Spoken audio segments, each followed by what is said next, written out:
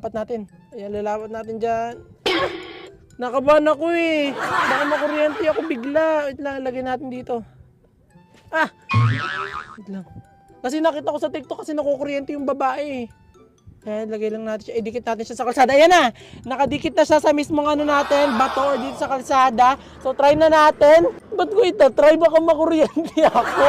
Pero try pa rin natin kung may mararamdaman akong kuryente or ground. Kung talagang totoo na hindi mo na talaga mahawakan doon sa sasakyan na to. Kapag ikinabit na tong gamit na to na nag-trending na yan sa TikTok. So, try na natin. O, ito try natin. Titignan talaga natin kung merong ground para mapatunayan ko kung totoo siya o hindi. Kung totoo siya, bilhin nyo to kasi talaga mapoprotektahan nyo sa sasakyan nyo. So, dito natin siya try.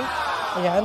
So, nakita ko sa TikTok nung hinawakan ng babae itong pinaka-handle ng sasakyan, talaga na kuryente siya agad. So, try na natin.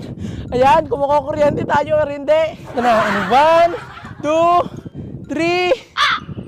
Ito na. Oh my God. Ano mo